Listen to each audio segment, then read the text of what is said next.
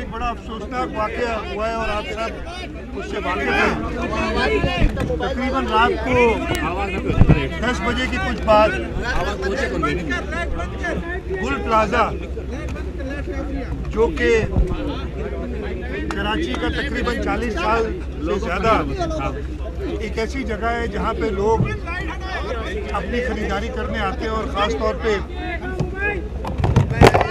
आजकल जो शादियों का सीज़न है उस सिलसिले में कुछ लोग अपनी फैमिली के साथ यहाँ आते हैं।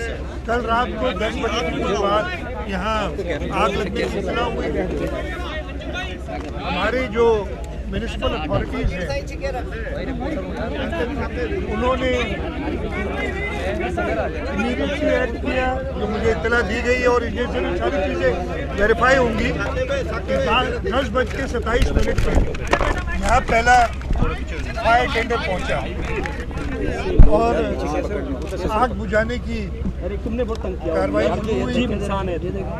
और इस कार्रवाई में तकरीबन 26 फायर टेंडर्स, 4 स्नॉर्कल और 10 बाउजर्स ने शिरकत की।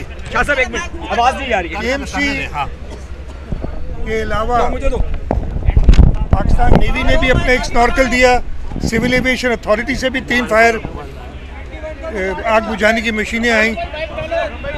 लेकिन नहायत ही अफसोस से मैं कहता हूँ कि अभी तक जो कंफर्मेशन है 6 लोग, जियो वाला मैक छोड़ दो, 6 लोगों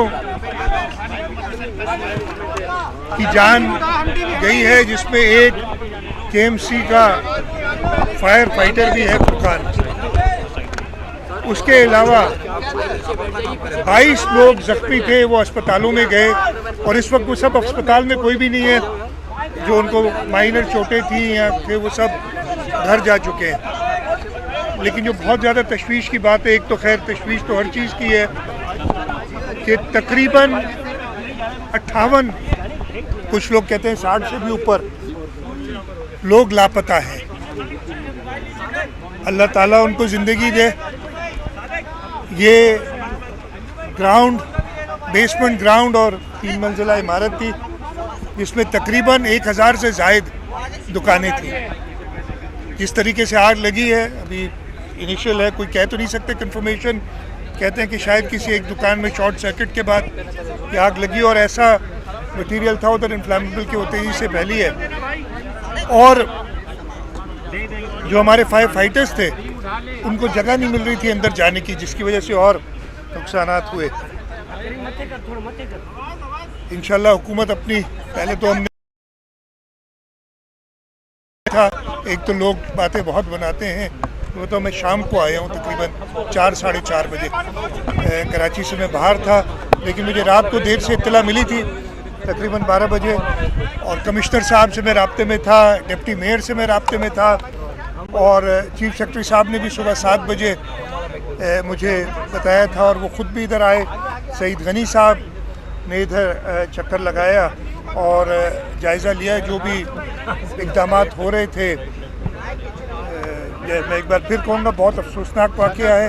1 सेकंड में ख़त्म कर लूँ। बहुत अफसोसनाक वाक़या है।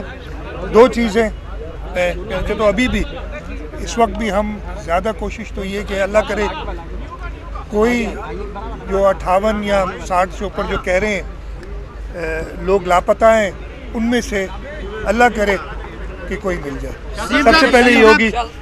उसके बाद बहुत सारी, मुझे पता है कि आपके सवालात होंगे। हुकूमत हमेशा, और ये पहली बात नहीं है पाकिस्तान पीपल्स पार्टी की हुकूमत, बोल्टन मार्केट में जो सानिया हुआ था उस वक्त सदर आसिफ अली जरदारी ने ख़ुद वफाक से मदद दिलाई थी सूबाई हुकूमत को, और उनको कॉम्पनसेट किया था। हमने कराची चेंबर के थ्रू कॉम्पनसेट किया था। उसके बाद टिम्बर मार्केट में आग लगी थी, उसमें भी लोगों को कॉम्पनसेट किया था। इधर भी चांद की तो कोई कॉम्पनसेशन है नहीं, लेकिन हमारी हद्दुल इम्कान कोशिश होगी कि जो छोटे ताजिर जिनका यहाँ नुकसान हुआ है वो हम एक ट्रांसपेरेंट तरीके से, जैसे हमने पहले बोल्टन मार्केट में और टिम्बर मार्केट में किया था, कोशिश यही होगी कि ट्रांसपेरेंट तरीके से उनके नुकसान का अजाला किया जाए। एक बार फिर मैं कहूँगा, जिनकी जान गई है उसका तो कोई ज़ाला पाकिस्तान के शहरों से ज्यादा टैक्स की मार्केट देती है। क्या वज़ीर आज़म ने भी कोई राब्ता किया? क्या उनकी भी कोई जिम्मेदारी थी पाकिस्तान को 70% टैक्स देने वाले शहर से? मुझे वज़ीर आज़म साहब ने अभी तक मुझसे रब्ता नहीं किया, लेकिन मैंने मीडिया में देखा है कि उन्होंने ज़रूर मुझसे पर्सनली रब्ता नहीं किया, हुकूमत से शायद किया। सीएम साहब एमक्यूएम वो आपको मुसलसल तनकीद का निशाना बना रही है। एक महाजन कौमी मूवमेंट के सरबराह आफाक अहमद वो भी पहुंचे और लोगों को कह रहे थे कि आप अपनी ताकत का मुजाहरा करें, एहतजाज करें। मैंने सुना है आपके आने से पहले मुझे इत्तला मिल गई थी और मुझे ये भी कहा गया कि जी आप इधर जा रहे हैं, और लेकिन मैं और जल्दी आना चाहिए था मुझे, लेकिन मैं नहीं था। जैसे मैंने बताया मैं कोई 5 बजे शहर वापस आया हूँ, उसके बाद मैंने हालत का जायज़ा लेके और इधर आया। मैं जो ऐसे लोग हैं जिनका सिर्फ काम है इंतशार फैलाना, उनकी बात पे ध्यान नहीं देता। हम अपने काम कोशिश करेंगे कि लोगों को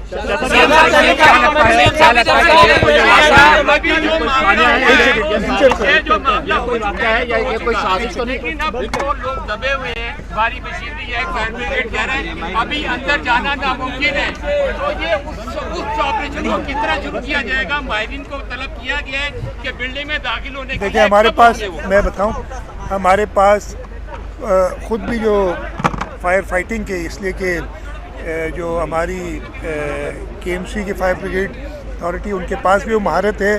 11, 22 वाले भी इधर थे, उनके पास भी वो महारत है। और उसके अलावा अगर कोई और किसी की ज़रूरत होगी तो हम बिल्कुल उनको अप्रोच करेंगे और मदद मांगना, इस पर कोई मुज़ायका नहीं होगा। इस वक्त तक जो बताया जा रहा है, और मैंने खुद देखा है, ये बिल्डिंग गुल प्लाजा, मेरे ख्याल है आप सब ने चक्कर लगा के मैं भी आया हूँ। मैं खत्म कर लूँ, ये जो वाक़या है, ये बताएगा इस शहर में ऐसी गैर कानूनी तामीरात अभी भी बन रही है, उनमें कोई फायर सेफ्टी मौजूद नहीं है। क्या कहेंगे सर बायलॉज के बारे में? कराची को फायर सेफ्टी ऑडिट के, वो ऑडिट भी हुआ 2 साल पहले, वो रिपोर्ट भी सामने आई, मगर आज तक सिंध बिल्डिंग कंट्रोल अथॉरिटी किसी भी ऐसी बिल्डिंग के अंदर कोई भी फायर मैं आपसे 100% मैं कह रहा हूँ, तो मेरी जवाब सुन लेंगे। मैं आपसे एक सेकंड, मैं 100% आपसे इत्तेफाक करता हूँ कि यहाँ पे ये बिल्डिंग भी 80 के दिहाई में बनी हुई है। उस वक्त से और उससे पहले से, बल्कि उस वक्त से ख़ास तौर पे जब ये निज़ाम ऐसा लाया गया था, उसके बाद जो इसके अंदर डिटोरेशन हुई, और मैं ये एडमिट करता हूँ कि हम नहीं संभाल सके उसको, उस डिटोरेशन को, कि बग़ैर किसी स्टडी किए हुए कई मंजिला इमारतों की इजाज़त दी गई। और अब जो है अगर कहीं उनको कहा जाता है, रोका जाता है, तो बिल्डर्स और सारे एक तमाशा खड़ा कर देते हैं कि जी हमें तंग किया जा रहा है। मैंने कई बार ये कोशिश की, और मैं इसमें बताऊंगा कि इस कोशिश में मैं कामयाब नहीं हुआ हूँ, कि अक्सर लोग अपने जो मेज़नाइन फ्लोर्स हैं, जो पार्किंग लॉट्स हैं, उसमें दुकानें बनाई हुई हैं, उसकी वजह से बाहर कंजेशन होती है। आग बुझाने के सही इंतज़ामात बिल्डिंग्स के अंदर होने चाहिए, वो नहीं है। आग में अगर खुदा न खास्ता हो तो फायर एग्जिट प्रॉपर मार्क्ड होनी चाहिए, ना सिर्फ यहाँ बल्कि मेरा ख्याल है पूरे पाकिस्तान में नहीं है। लेकिन मैं जिम्मेदारी हमारी बिल्कुल बनती है कि हम इधर देखें, और इस आने के बाद जरूर काम होगा। मैं देख लूँगा पहले इधर। लास्ट टीमें हैं वो